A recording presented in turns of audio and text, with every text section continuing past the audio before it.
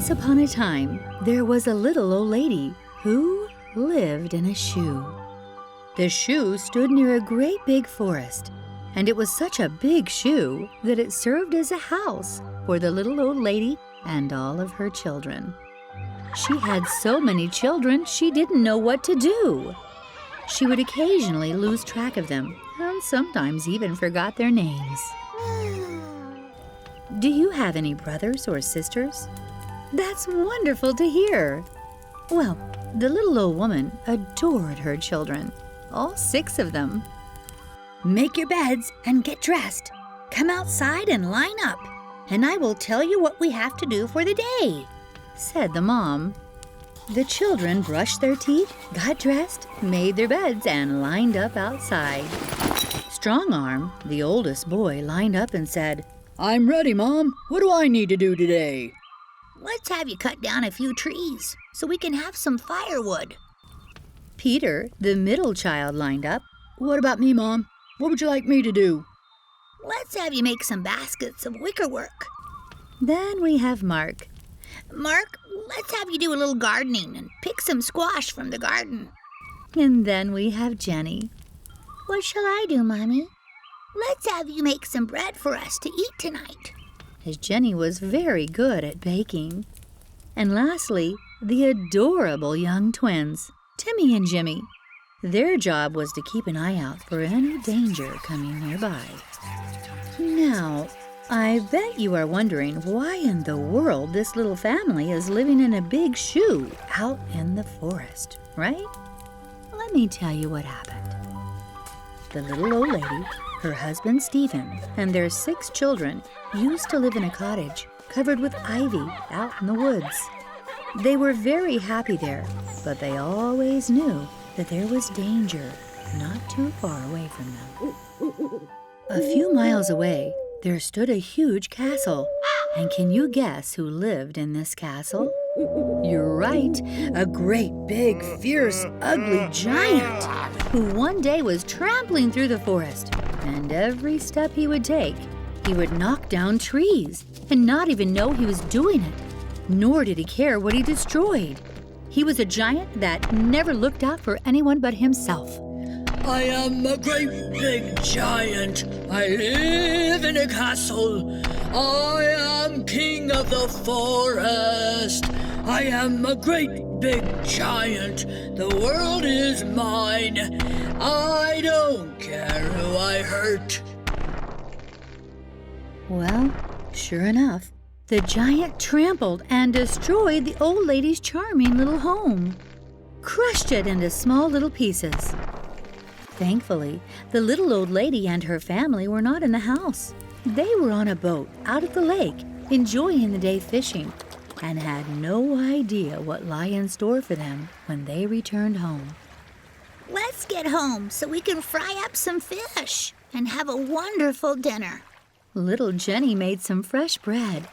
Peter made a beautiful basket to put the fish in. Mark picked some fresh squash, and Strong Arm gathered wood for the fire. Tonight's dinner is going to be wonderful, said the little old lady. Let's get home, my dear. I can hardly wait for the delicious meal, said the husband. The family arrived home to a house that was destroyed, and in its place was a big, giant shoe. But the family decided they would make something good out of something bad. They worked together and made the shoe their home. They didn't get discouraged, even though they lost their home. If we work together, we can make this shoe something amazing, cried the mother. So, Strong Arm cut some trees down and made a roof for the shoe, as well as a front door. The other children pitched in with their chores, and before you know it, the house was beautiful, even though it once belonged to that big, fierce giant. But that's not the end of the story. The family was visited by a fairy and told them the giant was furious about losing his shoe, and he was coming out to the forest to look for it very soon. This made the family very frustrated and worried, as they didn't want to lose the shoe that they made into a home. Children, let's put on our armor and go to the castle and tell that giant once and for all to stop stomping around in the forest and to leave his shoe to us. The shoe is our home now, said the father. So the children and the father suit up and off they go in a line just like an army to confront this ferocious giant once and for all.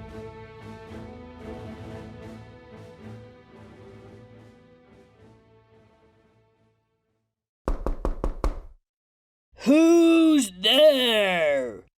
Who's there? Screamed the giant, as he didn't see the family standing at his feet. The family quickly pulled out all the stones they had and started throwing them at the giant's knees. Ouch! Ouch! Ouch! Screamed the giant. He looked down and saw the family and let out a giant roar.